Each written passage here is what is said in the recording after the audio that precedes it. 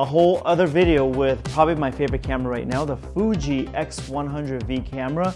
In another video, I had said that this was acting as a therapist for me. Now it's acting as a teacher. It puts me in situations I don't want to be in. And I did something different for the first time, something I call photography raffle or photography roulette. I wrote some ideas on a piece of paper, just like off top of my mind. Earlier this morning I did that, and I did it because I didn't know if I was gonna get something with sunlight, if I was gonna get something with like an evening light, if I was gonna get nighttime. Well, with my luck, I got nighttime. Actually, I got one of the ones I did not want to get.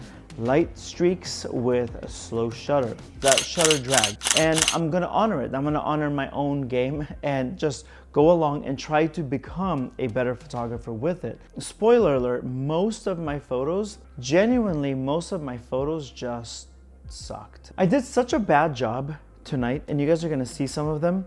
And I'll be honest with you, I'll like straight up tell you, they're some of the worst photos I've ever taken.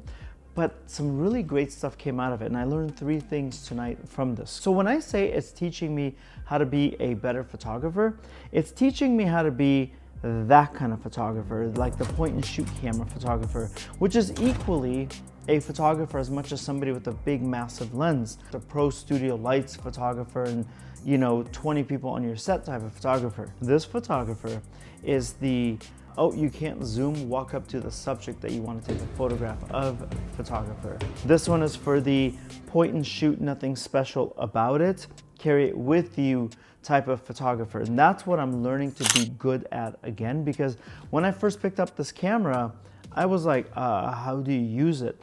Not because it's complicated, but it's so simple. How do you shoot again with a point and shoot camera? So here are the 3 lessons that I learned tonight. Lesson number 1 that I learned tonight is that most photos are going to suck. Like truly, wholeheartedly from the core of my being, most photos tonight did suck. I thought you're supposed to like focus in on a car and then go like that and then let go. That's what I thought, and then you're gonna get this beautiful clean line.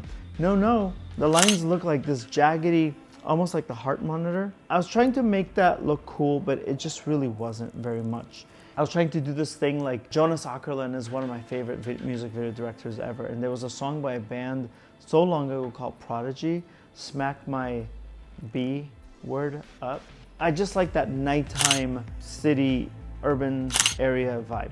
Anyways, I tried that. I didn't really achieve that whatsoever. I oddly had fun doing it, because that's exactly how I started when I started my career, just me and my Canon 40D. So I'm excited that I'm learning photography again, and that's a lesson that I hope you learn too. I hope you learn things again from a beginner level in a way that you're not accustomed to. Go out there, play your own game of photo raffle. And if you do, and if you take like photos, please tag me. If it's YouTube, if it's Instagram, just tag me, okay? My socials are right here. The second thing that I learned is that most tricks are gonna fail. So you saw me going, okay, I'm gonna take a picture up, trying to drag like some of these are cool, okay? Trying to drag the lights up and down. Then you saw me going up and then a little bit this way, almost like making a corner of a box.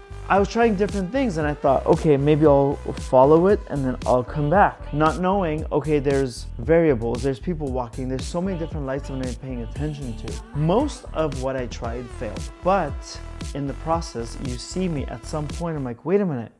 I brought this cheap little stand that I got from Amazon for like $9 or $10. It has the screw, and I decided to screw in the camera, and I thought, okay, what's the problem? So the problem is when the cars are driving by, the lines coming from the headlights or the taillights, it's just not straight.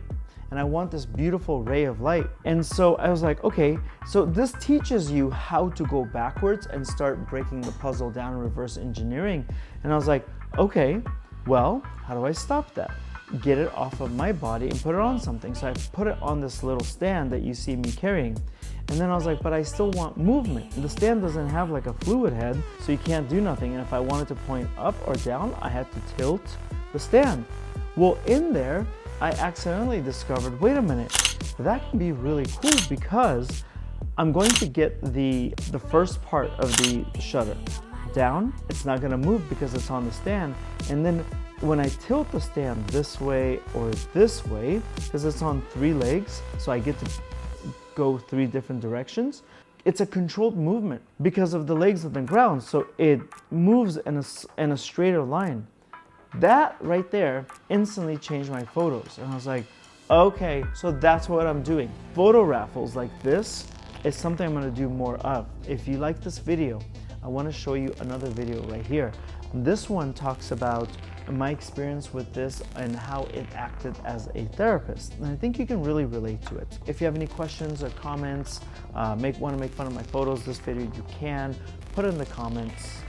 I'll fight you, and I'm good with that. Thank you so much. My name is Waleed. I'll speak with you next time.